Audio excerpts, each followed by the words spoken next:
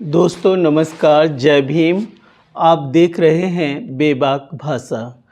बेबाक भाषा में मैं हूं आपके साथ राज वाल्मीकि। आज दलित डिस्कोर्स में हम बात करेंगे बाबा साहब के विचारों के बारे में।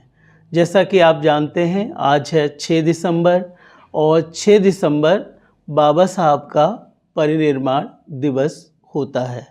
आप सभी जानते हैं कि बाबा साहब का जन्म 14 अप्रैल 1891 में हुआ था और उनका परिनिर्वाण 6 दिसंबर 1956 को हुआ था। आज हम उनके विचारों को आपके सामने प्रस्तुत करना चाहेंगे बहुत संक्षेप में, क्योंकि आज भी जिस तरह का लोकतंत्र है, जिस तरह की सामाजिक व्यवस्था है, वह बाबा साहब के विचारों के बिल्कुल विरुद्ध है।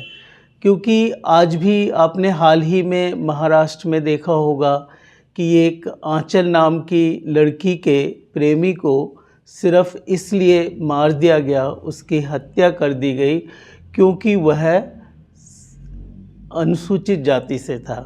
तो जातिवाद अभी भी है। सक्षम सेठी एक अनुसूचित जाति का लड़का, उसकी हत्या क्यों कर दी गई, ये हमें सोचना चाहिए। इसका मतलब है कि जातिवाद अभी भी जिंदा है। दूसरी बात है कि बाबा साहब जाति की जो जड़ें हैं वो हिंदू धर्म में मानते थे, क्योंकि हिंदू धर्म एक ऐसी व्यवस्था है जिसमें ऊंच नीच है, छुआछात है, असमानता पर आधारित है।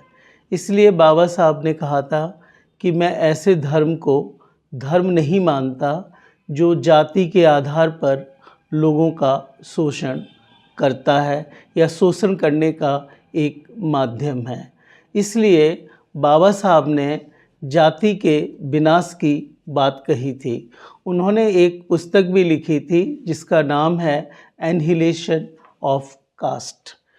इससे पता चलता है कि बाबा साहब जाति व्यवस्था का खात्मा चाहते थे, किंतु ऐसा है नहीं।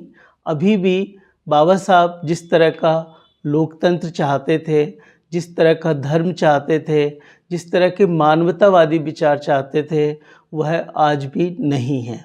यही कारण है कि बाबा साहब ने हिंदू धर्म का परित्याग कर दिया था। उन्होंने कहा था कि हिंदू धर्म में जन्म लेना मेरे बस में नहीं था, लेकिन मैं हिंदू होकर मरूंगा नहीं। और साथियों, आप जानते ही हैं कि उन्होंने बौद्ध धर्म स्वीकार कर लिया था।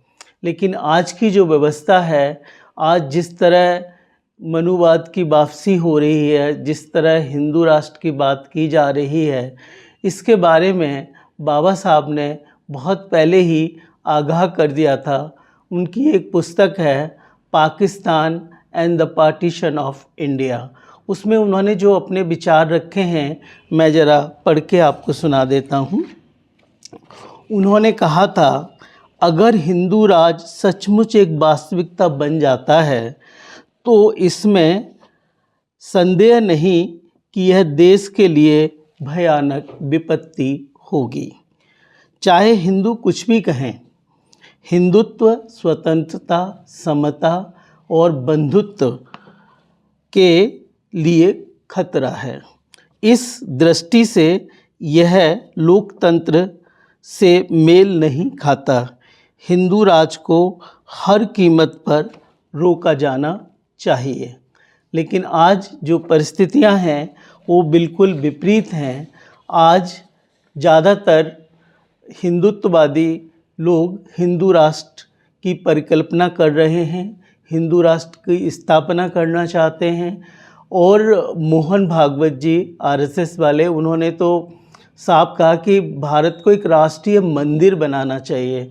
तो साथियों, आप जानते हैं हमारा देश एक लोकतांत्रिक देश है, धर्मनिरपेक्ष देश है। इसमें सभी धर्मों को मनाने की अपनी स्वतंत्रता है। तो इसलिए यहाँ मंदिर भी होने चाहिए, मस्जिद भी होनी चाहिए, गुरुद्वारे भी होने चाहिए, चर्च भी होने चाहिए, बौद्ध विहार भी होने चाहिए, क्योंकि एक धर्मनिरपेक्ष देश है और सबको अपना अपना धर्म मानने की स्वतंत्रता है। आज हिंदुत्ववादी न लोकतंत्र चाहते हैं, न संवैधानिक मूल्यों को पसंद करते हैं और न ही बाबा साहब के विचारों को पसंद करते हैं।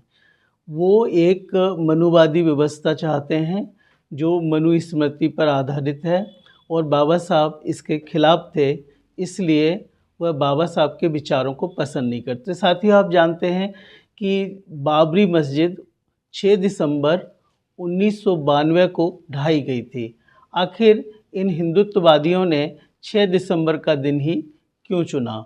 वे चाहते थे कि इस सांप्रदायिकता को बढ़ावा मिले और बाबा साहब के वैल्यू को डाइल्यूट किया जाए। लेकिन बाबा साहब भारत के वो सितारे हैं, वो सूरज हैं जिन पर इस तरह की धूल फेंकने वालों का कोई असर नहीं होगा।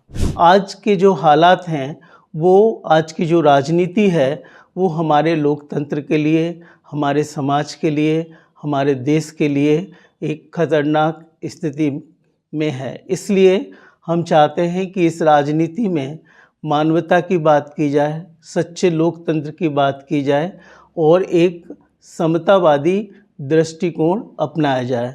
लेकिन आजकल ऐसा है नहीं। मौजूदा दौर की जो राजनीति है उस पर मैं अपनी बात मुकुल सरल जी की गज़ल की कुछ पंक्तियों के साथ समाप्त करना चाहूँगा। उन्होंने लिखा है, नया भारत बनाया जा रहा है, हमें हमसे डराया जा रहा है। नया भारत बनाया जा रहा है, हमें हमसे डराया जा रहा है।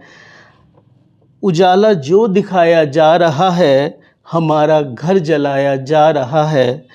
ये हिंदू हैं, ये मुस्लिम, सिख, ईसाई, ये क्यों फिर से बताया जा रहा है। हमें दुश्मन बना के अपना यारो, हमें हमसे लड़ाया जा रहा है।